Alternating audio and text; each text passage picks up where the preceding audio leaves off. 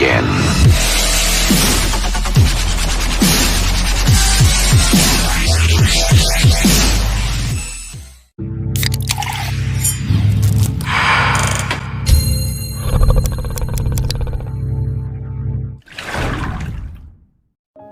Halo teman-teman, apa kabar? Semoga kita baik-baik ya. Oh iya, perkenalkan, kami dari kelompok 6 mata kuliah PKPE yang ingin memberikan sedikit pengetahuan tentang kurikulum 1975 hingga 1994. Sebelumnya, perkenalkan, nama kelompok kami yang beranggotakan saya, Nadiana, dan rekan saya, Muhammad Rizky. Selamat menyaksikan ya.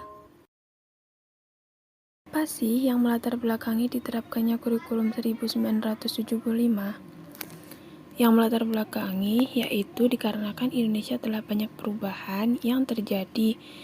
Hal ini sebagai akibat lajunya pembangunan nasional.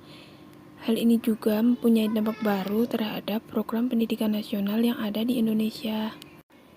Terdapat 9 mata pelajaran yang diajarkan dalam kurikulum tahun 1975 ini. Di antaranya yaitu yang pertama, pendidikan agama, yang kedua, pendidikan moral Pancasila, yang ketiga, bahasa Indonesia, yang keempat, ilmu pengetahuan alam, yang kelima, matematika, yang keenam, ilmu pengetahuan sosial, yang ketujuh, olahraga dan kesehatan, yang kedelapan, kesenian, dan yang terakhir, keterampilan khusus. Kurikulum 1984 merupakan hasil penyempurnaan dari kurikulum 1975, sehingga juga disebut dengan kurikulum 1975 yang disempurnakan. Kurikulum 1984 ini mulai diberlakukan sesuai dengan keputusan Menteri Pendidikan dan Kebudayaan pada tahun 1983, yaitu tentang perbaikan kurikulum.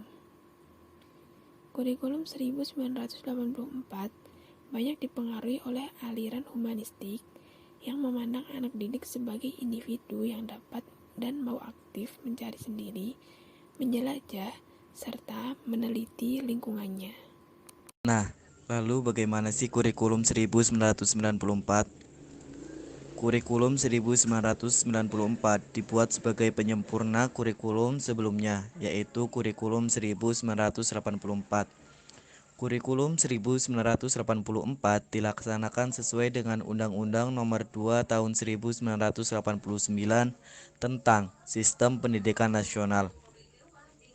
Kurikulum ini dibuat karena kurikulum sebelumnya tidak membuahkan hasil yang signifikan sesuai yang diinginkan. Bagaimana sih kelebihan dari kurikulum 1994? Kurikulum 1994 memiliki beberapa kelebihan.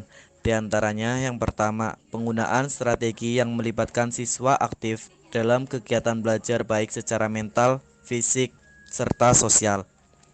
Yang kedua, pengajaran dari hal yang bersifat konkret ke hal yang abstrak. Yang ketiga, pengajaran dari hal yang mudah ke yang sulit, serta dari hal yang lebih sederhana ke hal yang lebih kompleks. Selain dari kelebihan, dalam kurikulum 1994 ini memiliki beberapa kelemahan. Di antaranya, yang pertama, aspek yang dikedepankan terlalu padat. Yang kedua, konsep pengajaran satu arah yaitu dari guru ke murid. Yang ketiga, banyaknya materi pelajaran membuat beban siswa terlalu berat. Dan yang terakhir ialah materi pelajaran dianggap terlalu sukar dan tidak sesuai dengan kehidupan sehari-hari. Bagaimana sih struktur kurikulum 1994? Struktur kurikulum 1994. Pembagian tahapan pelajaran di sekolah dikenal dengan istilah sistem catur wulan. Pembelajaran di sekolah lebih menekankan pada materi pelajaran yang cukup padat. Kurikulum 1994 bersifat populis, yang berarti memberlakukan sistem kurikulum untuk semua siswa di seluruh Indonesia. Pengembangan kurikulum sesuai dengan daerah dapat disesuaikan dengan kebutuhan masyarakat di setiap daerah. Sekiranya sekian materi dari kelompok kami, semoga bermanfaat. Jangan lupa like dan komen. Sampai jumpa. Terima kasih.